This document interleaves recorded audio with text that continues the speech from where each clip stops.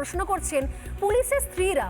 আপনি একজন প্রাক্তন পুলিশ কর্তা, আপনি জানেন যে আদৌ সরকারি কর্মচারীদের তাদের পরিবারদের কোনো রকমভাবে প্রেস কনফারেন্স করার কোনো সাংবিধানিক অধিকার আছে কিনা, কোনো রাজনৈতিক দলের হয়ে কোনো কথা বলার অধিকার আছে কিনা, এইটা জায়গা তো থাকে না।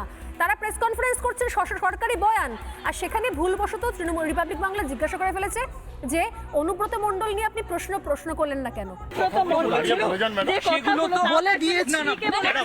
অনুব্রত মণ্ডলের সময় একজনের স্ত্রীকে বলা হয়েছিল, তখন চুপ ছিলেন কেন?